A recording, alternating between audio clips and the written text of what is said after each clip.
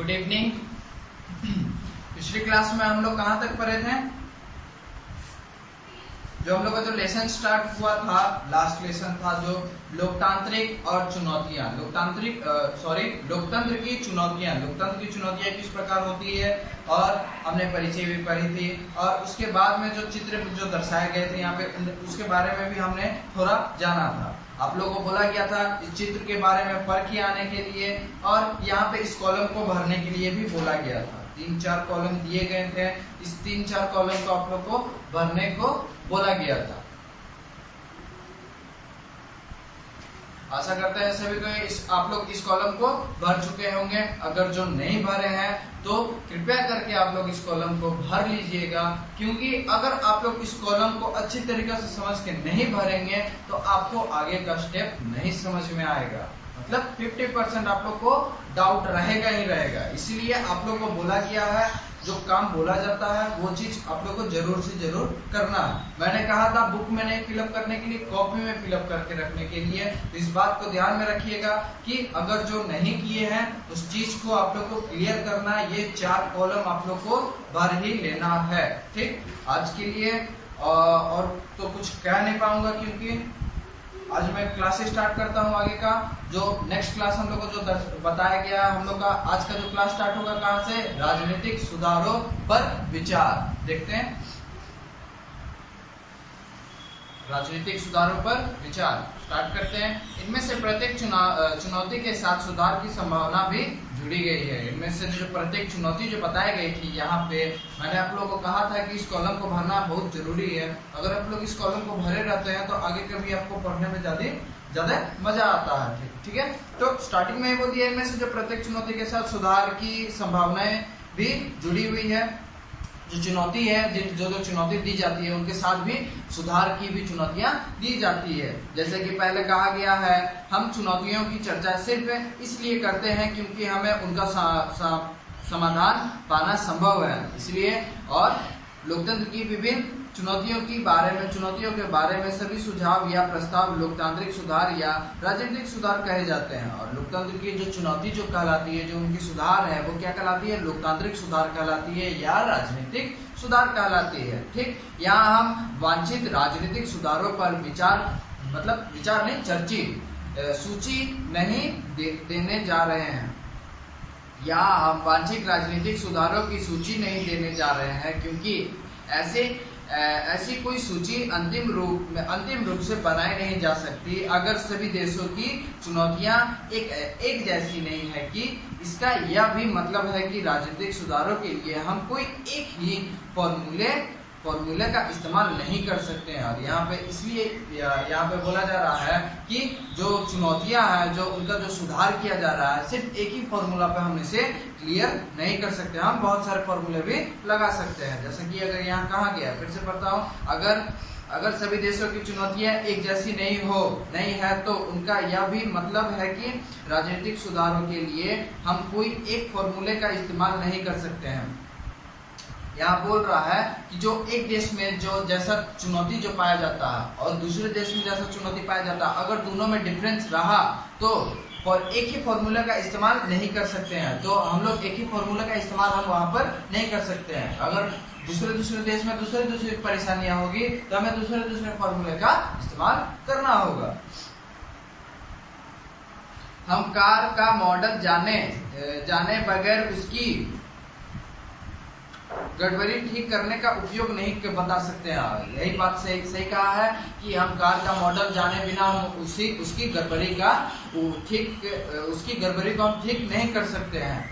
वह कहाँ से खराब हुई है, उस जगह क्या उपकरण लगे हैं, उसका मॉडल क्या है, यह सब जानकार ही उसकी मरम्मत का तरीका सुझाया जा सकता है। और जो उस बारे में जानता है कि कार के एक उदाहरण लेके कह सकते हैं कि उस कार में कहाँ खराब हुआ है, और कार के खराब होने के बाद भी जहाँ कार खराब हुआ है, कहाँ कार खराब हुआ है, वो किस मॉडल का है और उस मॉडल में क्या खराबी है, उसके जो अगर हम लोग उस बारे में नहीं जानेंगे तो हम लोग उसका सुझाव मतलब उसको अच्छा नहीं कर पाएंगे। वही चीज बोला जा रहा है।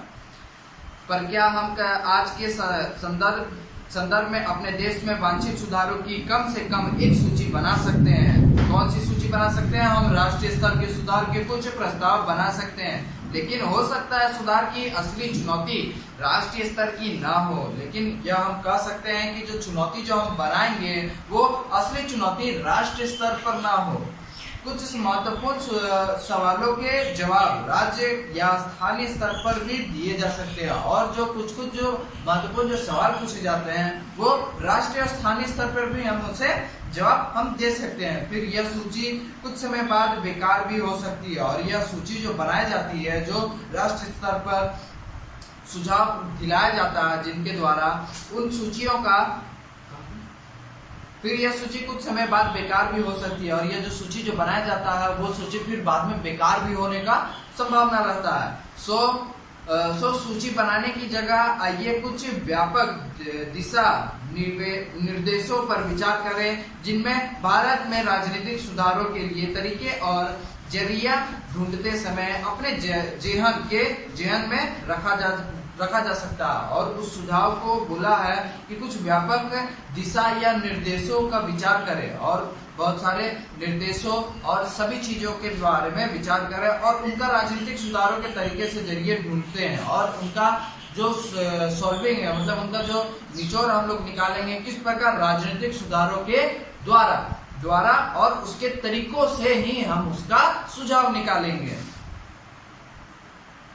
और वो अपने से ही हम लोग उस चीज को क्लियर करने के लिए भी कहा गया। आगे का है कि कानून बनाकर राजनीति को सुधारने की बात सोचना बहुत लुभावना लगा सकता है। नए कानून सारी अवांछित चीजें खत्म कर देगी, या यह सोच लेना भले ही सुखद हो, लेकिन इस लालच पर लगाम लगाना ही बेहतर है, और इस लालच पर हमें लगाम लाना ही बेहतर है। कौन से लालच की खत्म कर देगा, नए कानून सारी वांछित चीजों खत्म कर देगा, और सोच लेना भले ही सुखद हो, लेकिन इस लालच पर लगाम लगाना ही बेहतर है। और जो वो उस बारे में जो सोचता है कि जो नए कानून को लाया जाएगा तो सारे पुराने चीजों को खत्म कर देगा, उस चीज का और उस लालच को खत्म करना ही बहुत जरूरी कहलाता है। निश्चित रूप से सुधारों के मामले में कानून की एक महत्वपूर्ण भूमिका है, और निश्चित रूप से हम मानते हैं कि कानून का महत्वपूर्ण भूमिका निभाया जाता है। सुधारों के तौर पर सावधानी से बनाए गए कानून गलत राजनीतिक आचरणों को हतोत्साहित और अच्छे कामकाज को प्रोत्साहित करेगा। मतलब उसी कामकाज को कोई गलत तरीके से करेगा, कोई अच्छे तरीके से करेगा, और उस चीज को क्लियर करना जरूरी कहलाता है। यहाँ पे यह भी बोला गया है कि कोई गलत काम को उसको उत्साहेगा और कुछ अच्छे काम को भी उत्साहेगा, वो चीज भी जरूरी कहलाता है। पर वैदिक संवैधानिक बदलावों को ला देने भर से लोकतंत्र की चुनौतियों को हल नहीं किया जा सकता है। और यहाँ पे बोल रहा है कि वैदिक संवैधानिक बदलाव ला देंगे अगर हम, तो वहां पे लोकतंत्र की चुनौती हल नहीं किया जा सकता। अगर मान लीजिए कि हमें समाज में बोला जा रहा है कि वैधानिक सुझाव, वैधानिक सुविधाएं हमारे समाज में लाया जाए, ठीक है, लोकतंत्र तो उस वैधानिक सुझाव को तो ला देगा, वैधानिक संवैधानिक सुझाव ला देगा, बदलाव तो कर देगा, लेकिन जो लोकतंत्र की जो चुनौतियां हैं वो तो नहीं ना खत्म हो पाती है। उसके बारे में किया या ये तो हल नहीं किया जा सकता है। ये तो क्रिकेट के नियमों की तरह है। एलबीडब्ल्यू के नियम में बदलाव से बल्लेबाज द्वारा अपनाए जाने वाले बल्लेबाजी के नकारात्मक दाव पेच को कम किया जा सकता है, पर यह कोई भी नहीं सोच सकता है कि सिर्फ नियमों में बदलाव कर देने भर से क्रिकेट को खेल सुधर जाएगा। और यहाँ पे यह भी बताया गया है कि वहाँ के नियम और कानूनों को चेंज कर देने से क्रिकेट का खेल सुधर नहीं जाएगा, वो चीज समझाया जा रहा है।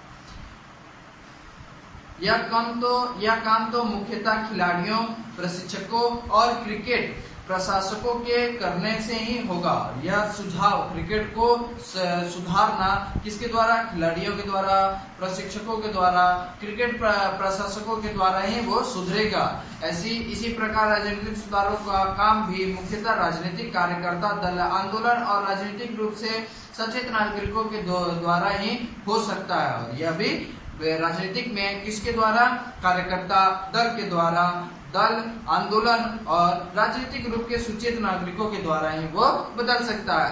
कानूनी बदलाव करते हुए इस बात पर गंभीरता से विचार करना होगा कि राजनीतिक पर कोई इसका क्या प्रभाव पड़ेगा। और यह भी बोला गया है कि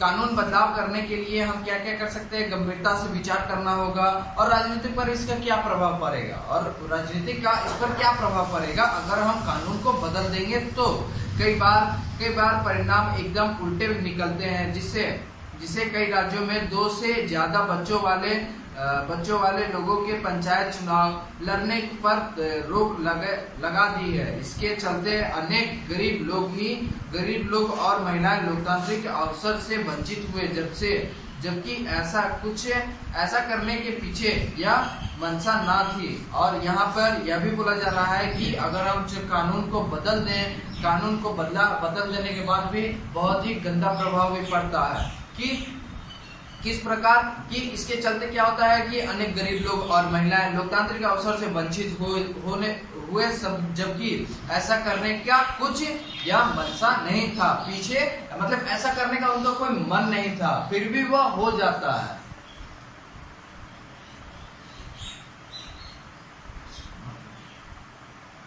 आमतौर पर किसी चीज की मनाही करने वाले लोग कानून राजनीतिक में ज्यादा सफल नहीं होता और ऐसा करने पर जो कोई भी चीज है उनकी मनाही करने पर कानूनी राजनीतिक ज्यादा सफल नहीं हो पाता है। राजनीतिक कार्यकर्ता को अच्छे काम करने के लिए बढ़ावा देने वाले या लाभ पहुंचाने वाले कानून के सफल होने की संभावना ज्यादा होती है। और जो कानूनी जो बदलाव लाने वाले होते हैं और कार्यकर्ता को अच्छे काम करने के लिए बढ़ावा देने वाले जो होते हैं या लाभ पहुंचाने वाले कानून के सफल होने की संभावना ज्यादा होती है। और वहां पर लाभ पहुंचाने वाले जो सफल की जो संभावनाएं होती है वो ही बहुत ज्यादा होती है। सबसे बढ़िया कानून वे है जो लोगों को लोकतांत्रिक सुधार करने की ताकत देता है। सूचना का अधिकार कानून लोगों को जानकार बनाने और लोकतंत्र के रखवाले के तौर पर सक्रिय करने का अच्छा उदाहरण है। और सूचना और अधिकार कानून लोगों का जानकार बनाने, इन सभी चीजों का एक अच्छा उदाहरण कहलाता है। लोकतंत्र के रखरखाव के लिए वो एक ज्यादा अच्छा कहलाता है, कानून कहलाता है, अच्छा उदाहरण है। ऐसा कानून भ्रष्टाचार पर अंकुश लगता है। और ऐसा कानून क्या होता है कि भ्रष्टाचार पर अंकुश लगाता है और भ्रष्टाचार पर को बंद करने का प्रयास करता है और भ्रष्टाचार पर रोक लगाने तथा कठोर दंड आयद करने वाले मौजूदा कानून की मदद करता है। और वहां पर इन्हीं भ्रष्टाचार को खत्म करने के लिए मौजूदा कानून को अभी हेल्प लेता है।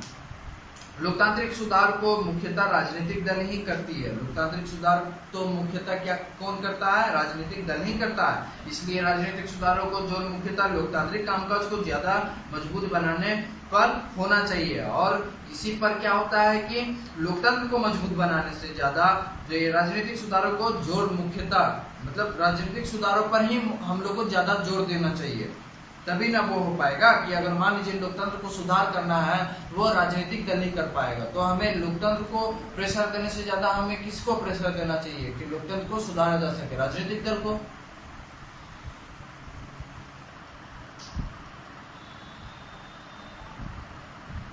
जैसा कि आपने राजनीतिक दल वाले अध्याय में पढ़ा था, जैसा कि हमने कहा राजनीतिक दल वाले अध्याय में पढ़ा था,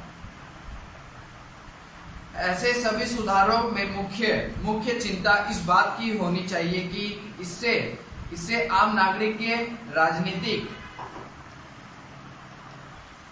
राजनीतिक भागीदारी क्या बोलता है कि जैसा कि आगे से पढ़ते हैं, जैसा कि आपके राजनीतिक दलों वाले अध्याय में पढ़ा था, ऐसे सभी सुधारों में मुख्यतः चिंता इस बात का होना चाहिए कि इसमें आम नागरिक की राजनीतिक भागीदारी की स्तर और गुणवत्ता में सुधार होना होना है या नहीं, और गुणवत्ता में सुधार होना है या नहीं, उसी बारे में हमने राजनीतिक दल का जो लेसन था उनमें हमने पढ़ा था। राजनीतिक सुधार के किसी भी प्रस्ताव में अच्छे समाधान की चिंता होने के साथ साथ यह सोच भी होना चाहिए कि इन्हें कौन और क्यों लागू करेगा, और इन्हें कौन और क्यों लागू करेगा यह भी हमें सोचना चाहिए। या मान लेना समझदारी हो नहीं कि संसद कोई ऐसा कानून बना देगी जो हर राजनीतिक दल और संसद के हितों के खिलाफ हो, और ऐसा हमें सोचना भी चाहिए और ऐसा मान लेना चाहिए, और समझदारी से हमें यह भी सोचना चाहिए कि हमारे लिए कहाँ के राजनीतिक दल और संसद के हितों के खिलाफ कहलाए, ठीक। पर लोकतांत्रिक आंदोलन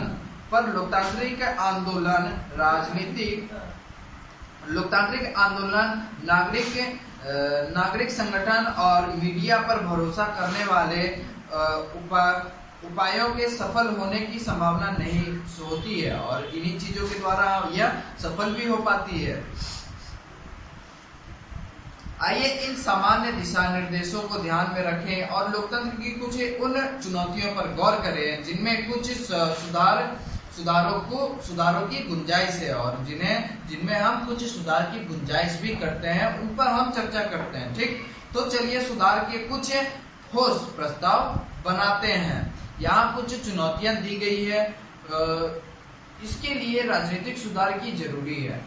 इस चुनौतियों का पर विस्तार से चर्चा करें, या यहाँ सुधार के जो विकल्प दिए गए हैं उनको देखें और कारण बताते हुए अपनी पसंद के समाधान को बताएं। यह बात याद रखें कि यहाँ बताए गए विकल्प सीधे सही या गलत करना नहीं दिया जा सकता, और यहाँ पे सिर्फ सीधे सही या गलत नहीं करना होगा। उसके बदले हम क्या कर सकते हैं कि आप कई विकल्पों को मिलाकर जवाब दे सकते हैं, या ऐसा समाधान भी बता सकते हैं जिसकी यहाँ कोई चर्चा ही नहीं हुई है, और ऐसा भी समाधान यहाँ पे हम बता सकते हैं इन चुनौतियों को देखने के बाद कि वहां पर कोई चर्चा भी ना हुआ हो, यहाँ पर कोई जो चर्चा ना हुआ हो उसके बारे में भी हम कह सकते हैं। आप अपना समाधान पूरे विस्तार से दे और अपने पसंद के लिए तर्क भी बताएं, और अपने पसंद के तौर पर जो तर्क दिए जाते हैं अपने सुझाव अनुसार वो भी बता सकते हैं आप, ठीक। तो यहाँ पे जो चुनौती बताई गई है क्या है, डॉक्टरों की अनुपस्थिति और राजनीतिक दलों का चंदा, ठीक। यहाँ पे देखते हैं कौन कौन सी चुनौती है, राजनीतिक दल की चंदा और डॉक्टरों की अनुपस्थिति। चुनौती यहाँ पे बताई गई है कि उत्तर प्रदेश सरकार ने एक सर्वेक्षण कराया और पाया कि ग्रामीण प्राथमिक स्वास्थ्य केंद्रों पर पृष्ठ अधिकतर डॉक्टर अनुपस्थित थे, मतलब वहां पर जो हॉस्पिटल था वहां पर डॉक्टर था ही नहीं। वे शहरों में रहते थे, निजी प्रैक्टिस करते हैं और महीने में सिर्फ 1 या 2 बार अपने नियुक्त वाले जगह पर घुमाते हैं, और वहां पर एक अपना अलग से क्लिनिक खोल चुके हैं और वहां पर ज्यादातर अपना महीना उठाते हैं, और यहाँ पर जो उनका जो मेन जगह जो है हॉस्पिटल में वहां पर एक आध दिन बस खाली घूम के आ जाते हैं। गांव वाले को साधारण रोग के इलाज के लिए भी शहर जाना होता है, और प्राइवेट डॉक्टर को मोटी फीस देनी होती है, और वहाँ पे प्राइवेट डॉक्टर को मोटी फीस देनी पड़ती है। जहाँ तक कि यहाँ पे ये गवर्नमेंट हॉस्पिटल का बोला गया है, ये डॉक्टर गवर्नमेंट हॉस्पिटल का भी डॉक्टर है, लेकिन वो गवर्नमेंट हॉस्पिटल जाता ही नहीं है, वो एक अलग से अपना एक क्लिनिक खोल चुका है। गवर्नमेंट हॉस्पिटल सप्ताह में 1 दिन बस खाली चल गया, घूम फिर के आ गया, बस खाली इस प्रकार करता है। सुधार के प्रस्ताव क्या है वो हम लोग देखते हैं। सरकार को डॉक्टरों के लिए नियुक्ति वाली जगह पर रहना अनिवार्य कर देना चाहिए। सुधार क्या बोल रहा है कि सरकार को क्या करना चाहिए, डॉक्टर के लिए नियुक्ति वाली जगह, मतलब जो सरकारी जो गवर्नमेंट वाला जो हॉस्पिटल है उन वहां पर रहना अनिवार्य कर देना चाहिए, वहीं पर रहना चाहिए हमेशा के लिए। मतलब हमेशा के लिए क्या, जो उनका ड्यूटी का जो टाइम होता है उस टाइम पर हमेशा उनको वहीं पर रहना चाहिए या अनिवार्य कर देना चाहिए, अन्यथा उनकी सेवा समाप्त कर दी जाएगी। अन्यथा नहीं तो अगर वो प्रेजेंट नहीं हो पाएंगे तो उनकी सेवा नहीं मिल पाएगी, उनकी सेवा समाप्त हो जाएगी। आगे का पैरा में क्या बोला है, डॉक्टरों की अनुपस्थिति की जांच के लिए जिला प्रशासन और पुलिस को अचानक छापा करना चाहिए। और यहाँ पर क्या करना चाहिए कि वहां पर जो वहां का जो पुलिस थाना है, जहाँ पर इलाके में, मतलब मान लीजिए चास में ही अगर हम देख लेते हैं कि जो सदर अस्पताल है वहां पर अगर वो डॉक्टर नहीं आता तो यहाँ का जो चास थाने का जो हेड है वो क्या करेगा, वहां पर एग्जैक्ट छापा मारेगा, किसी को ना बोले अपने जाके छापा मार दिया कि वहां पर डॉक्टर आता है कि नहीं आता है, वो चेक करने के लिए। ठीक, ऐसा कर सकता है सुधार के लिए। ग्रामीण पंचायत को डॉक्टर के कामकाज की वार्षिक रिपोर्ट लिखने का अधिकार होना चाहिए। और ग्रामीण पंचायत को क्या करना चाहिए, डॉक्टर के काम का जो उनका जो कामकाज होता है उनका वार्षिक रिपोर्ट देना चाहिए और इस रिपोर्ट को पंचायत में रखा जाना चाहिए। और इस रिपोर्ट को क्या होता है, लिखा पढ़ी के तौर पर कागज में लिखा जाना चाहिए, उसी लिखा पढ़ी को वहां पर पंचायत में रखा जाना चाहिए। इस जैसी समस्या का समाधान उत्तर प्रदेश को कई टुकड़ों में बांटना है, जिससे प्रशासन कुशलता से चल सके और जिसका प्रशासन क्या होगा, बहुत अच्छी तरीके से प्रशासन अच्छी तरीके से चल सके। ठीक, जो हम लोग का जो एक था डॉक्टर की अनुपस्थिति और दूसरा था राजनीतिक दल का चंदा। राजनीतिक दल का चंदा क्या देखते हैं, चुनौती है। लोकसभा का पिछला चुनाव लड़ने वाले प्रत्येक उम्मीदवार की संपत्ति औसतन 1 करोड़ रुपए में ज्यादा की 1 करोड़ रुपए से ज्यादा की थी। और जो उनका जो उम्मीदवार का जो चुनौती था उनका जो औसतन कितना था, 1 करोड़ से ज्यादा था। यह डर व्यक्त किया जा रहा है कि अब चुनाव लड़ना सिर्फ अमीर या उनका समर्थन रहने वाले के लिए ही संभव है। और यहाँ पर यह सिर्फ बताया जाता है कि वहाँ पर जो फीस जो तौर पर करा जाता है 1 करोड़ रुपया, वो सिर्फ अमीर लोग के लिए ही हम वहाँ पर अवेलेबल करा सकते हैं, क्योंकि बाकी लोग तो वो चीज रकम नहीं दे पाएंगे। अधिकतर राजनीतिक दल बड़े व्यवसायिक घरानों के चंदों पर निर्भर है। और अधिकतर राजनीतिक दल क्या है कि व्यवसायिक घरानों का जो चंदा निकाला जाता है उसी पर ही वो निर्भर कराते हैं। आशंका इस बात की है कि राजनीतिक में पैसा की यह बढ़ती हुई भूमिका गरीबों के खिलाफ जाएगा। जाहिर सी बात है, गरीबों के खिलाफ ही जा रहा है, क्योंकि 1 करोड़ का रकम जो रखा गया है वो तो सब कोई दे नहीं पाएगा। और अपने लोकतंत्र में जो थोड़ी बहुत आवाज वे उठा पाते हैं उससे भी वंचित हो जाएगा। और जो हमारे लोकतंत्र में थोड़ी बहुत भी जो आवाज उन लोग जो उठाते हैं वो भी कम हो जाएगा। अगर मान लीजिए 10 जन में से 10 जन भी सब थोड़ा ही बात उठाता है, अगर 10 जन में से हम अमाउंट अगर हम बढ़ा दे राजनीतिक उम्मीदवार के लिए, तो क्या होगा कि उस 10 जन में से 5 जन अगर वो उस रकम नहीं दे पाए तो 5 जन तो घट जाएगा पहले ही से। जो 5 जन बचा वही बस खाली अपना सुझाव दे पाएगा और उसको वंचित को अपना पूरा कर पाएगा। और तो उसका सुधार के लिए क्या किया जाना चाहिए वो देखते हैं। प्रत्येक राजनीतिक दल में वित्तीय लेखा जोखा के सार्वजनिक कर दिया जाना चाहिए। और प्रत्येक राजनीतिक दल में लेखा जोखा भी सार्वजनिक तौर पर कर देना चाहिए, क्योंकि यह सार्वजनिक तौर पर अगर नहीं हो पाता तभी वो उतना मोटा रकम लेता है। ठीक, उम्मीदवार लोग। ठीक, इसका लिखा सरकारी ऑडिटरों से कराया जाना चाहिए। और मतलब जो टाइपर लोग होते हैं उनसे कराया जाना चाहिए, जो गलत ना लिखे, सही लिखा रहना चाहिए। चुनाव का खर्च सरकार को उठाना चाहिए और जो चुनाव का खर्च है आधे बाकी उम्मीदवारों लोग से ना लेकर सरकार को खुद से उठाना चाहिए।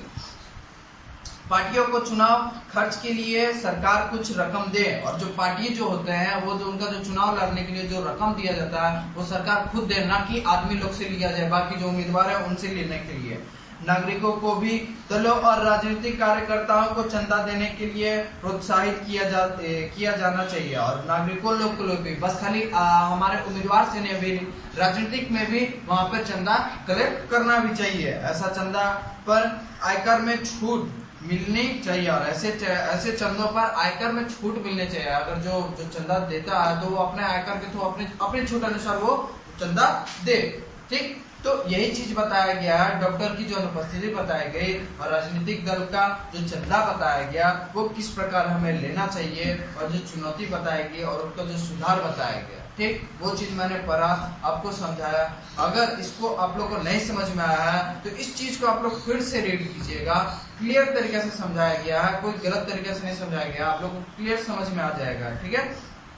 और उसके बाद आप लोग का क्या वर्क रह जाएगा लास्ट में, कि जो यहाँ पे जो चुनौती बताई गई, चुनौती के अनुसार जो सुधार बताए गए हैं, अगर आप लोग को लगता है कि ये सुधार गलत है या तो इस सुधार के अलावा हम ये सुधार कर सकते हैं इस चीज में, तो वो चीज को नीचे वाले कॉलम में, मतलब बुक में नहीं लिखना है, अपने से कॉपी में नोट डाउन करना है, ठीक है। यह सब चीज आप लोग का लिखा रहना चाहिए, जितना आप लोग को पिछले क्लास में बताया गया है। आज तो मैंने बहुत कम ही पढ़ाया क्योंकि आप लोग को कुछ समझ में नहीं आएगा। अगर पिछले वाले जो होगा आप लोग का कॉलम क्लियर हो जाएगा तभी आप लोग को आगे बस, तो अब नेक्स्ट क्लास में तो बुक क्लियर हो ही जाएगा। तो इसलिए बस खाली मैंने आज तक इतना ही रखा, क्योंकि इस बारे में भी आप लोग को चर्चा करना जरूरी है। इस चीज को आप लोग लैप नहीं कर सकते हैं, इस चीज को बहुत जरूरी है, अहम है, क्योंकि आप लोग का सोच अच्छी तरीके से निखरेगा। इसलिए मैंने आज इस क्लास को यहीं तक समाप्त किया, ठीक है। Thank you. और दूसरी बात कि माता पिता को प्रणाम करना ना भूले सुबह में। Thank you.